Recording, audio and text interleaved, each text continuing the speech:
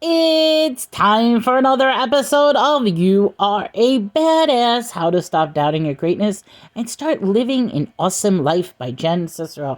And we even have a special little guest, my Hope baby. Hi, you want mommy to read to you? Well, mommy's going to read to you while you go to sleep. Isn't she adorable? Okay, so back to reading. That's my little Hope. She's a doll. Okay, so we are up to chapter 4. Wow, all these books I'm reading, and I'm only up to chapter 4. All right, so this is The Big Snooze. Wanting to be someone else is a waste of the person you are. Kurt Cobain. You know who this one is, right?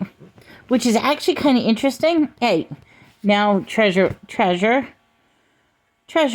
are you trying to tell me something? Come here. No. You can't do this. Here, why don't you move over, go next to Hope, okay? Mommy's going to be reading. Of course, I know who Kurt Cobain is, but an interesting thing about this quote is that he probably actually didn't say that quote. There's a big debate that he never said this quote. But anyway, let's go on. When I first started getting into self-helpery, there was lots of talk about something called the ego that confused the hell out of me. I thought that the ego was about being conceited and braggy and all. I'm going to talk on and on and on about how great I am, and then I'm going to show you my muscles. Meanwhile, even though arrogance and conceit, which are different from self-love and confidence, by the way, are part of the ego, they're not, as I later learned, the whole dealio. In a self-help spiritual community, ego is used to refer to the shadow self, or false self, or the self that is acting like a weenie. It's the part of us that's driving the bus when we do things like sabotage our happiness by cheating on our husbands or wives because deep down inside we don't feel worthy of being loved, or that refuses to follow our hearts and pursue an acting career because we're terrified to be seen for who we really are. And that goes on and on and on about how great we are and shows off our muscles because we're insecure and need lots of outside validation that we're good enough. Okay, I'm just going to pause right here because I'm actually surprised. I didn't read ahead on this book, but my daily quote happened to be on that topic. But I think I'm going to do a separate video just talking on that because I may have pissed a few people off about my daily question. But I think I need to tell a little story. But that's going to be for another day. So let's go on with this. In other words, there's more than one way to go on an ego trip. From here on out, I'm going to refer to the ego as the Big Snooze. Or BS for short. Oh, that's funny. Big Snooze, BS. I think it'll be less confusing. Plus, I think it's more appropriate since the leading cause of sucking, staying broke, dating morons, uncontrollably crying in public, because we hate our lives, is that we haven't yet woken up in how truly powerful we are or how massively abundant our universe is. Alright, so moving forward. The Big Snooze operates according to your limited false beliefs. This is the garbage that was stuffed in your subconscious as a kid that doesn't ring true for you, as well as the decisions you've made about yourself are less than flattering or empowering. It gets validation from outside sources. I'm doing this to win your love. Your opinion of me is more important than your opinion of me. Your opinion of me is more important than my opinion of me. Okay. It's reactive. My circumstances control my life. I am a victim. Fear-based and extremely committed to keeping you safely confined within the reality you created based on the limiting false beliefs, otherwise known as your comfort zone.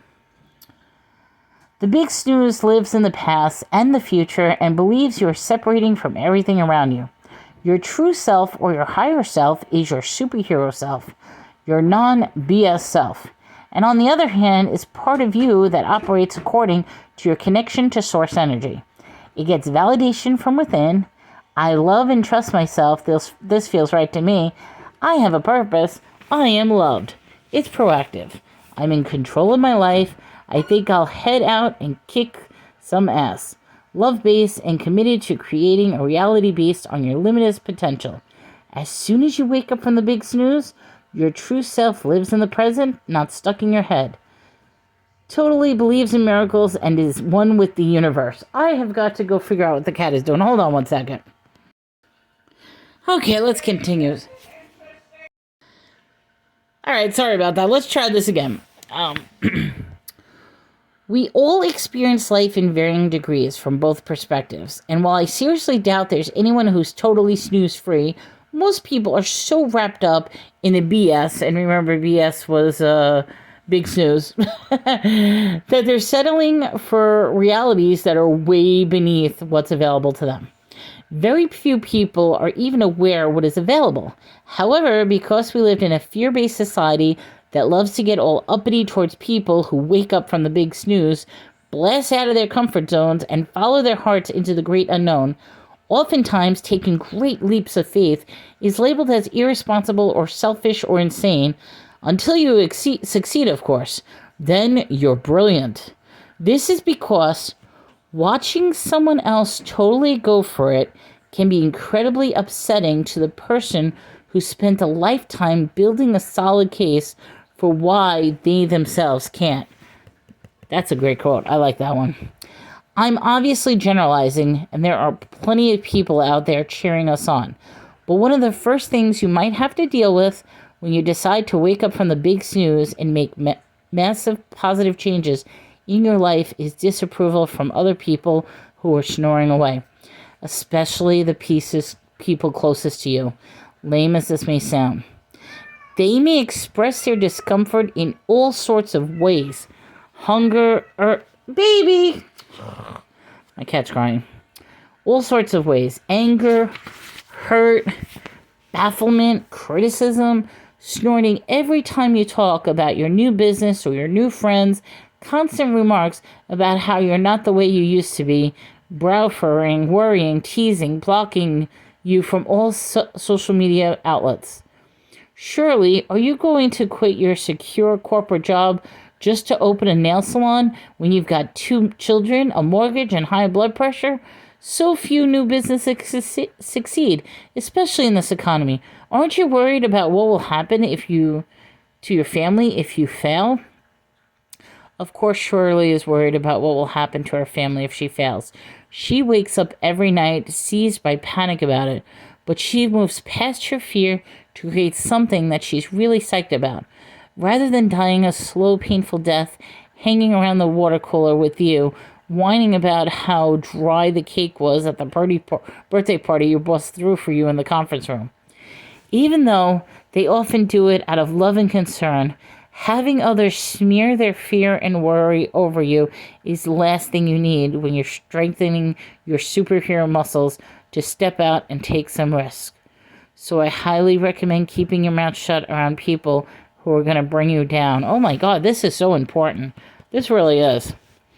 Instead, seek out those who are already totally kicking butt, or who are lifting up their foot to do so, or people who you know that will be supportive and confide in them, because you have your own internal freak show to deal with as you try to overcome the objection from your own BS.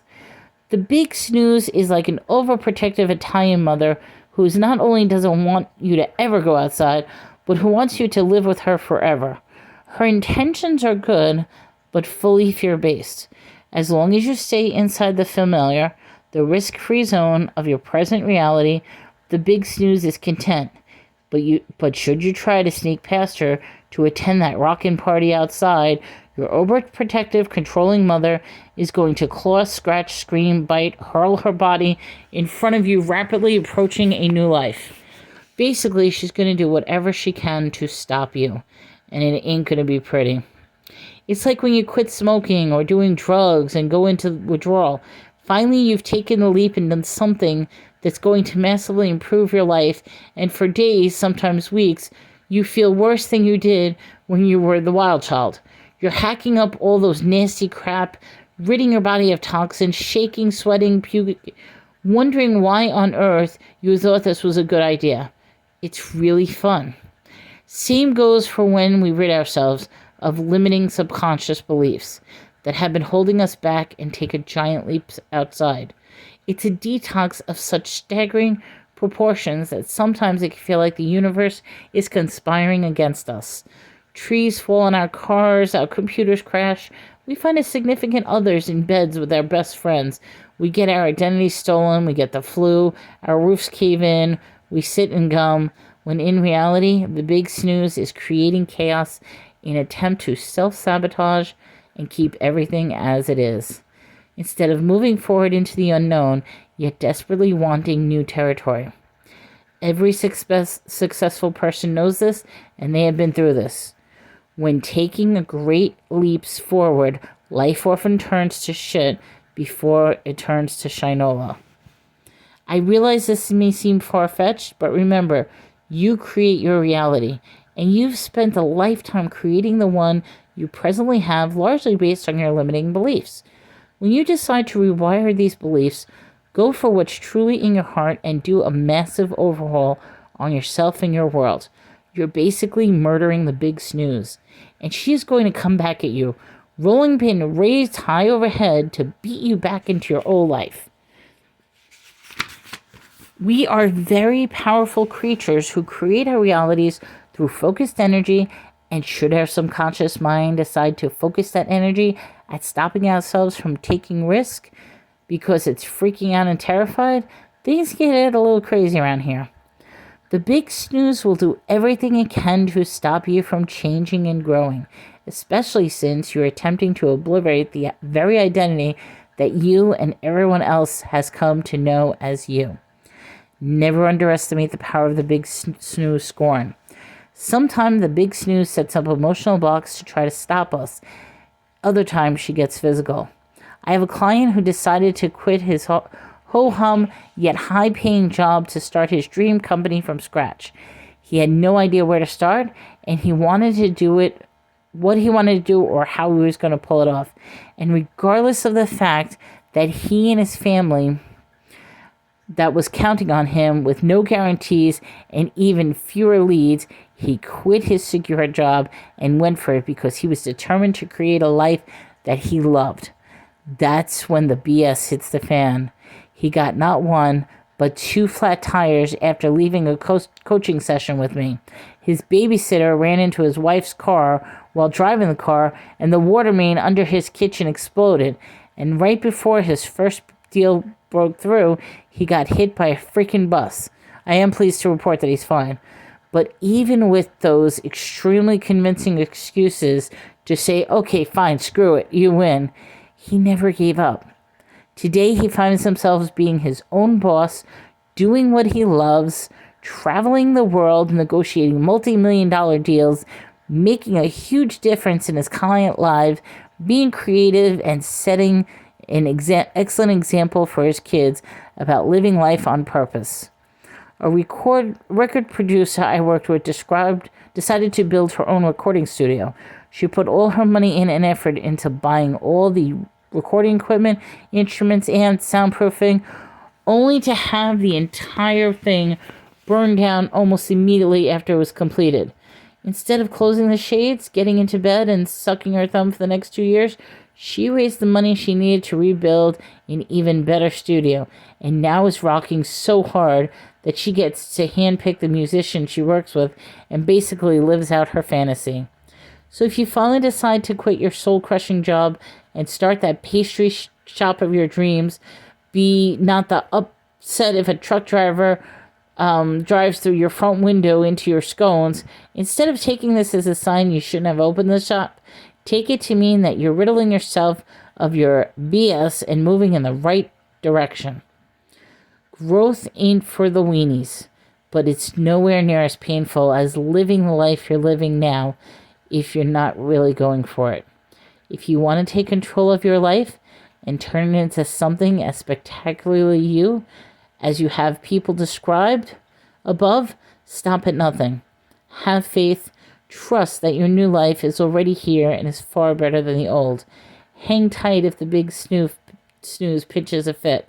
Whatever happens, stay the course, because there's nothing cooler than watching your entire reality shift into one that is a perfect expression of you. Okay, I gotta say, I really, really like this chapter. But that was chapter 4, The Big Snooze. Stay tuned for tomorrow as we do more You Are a Badass.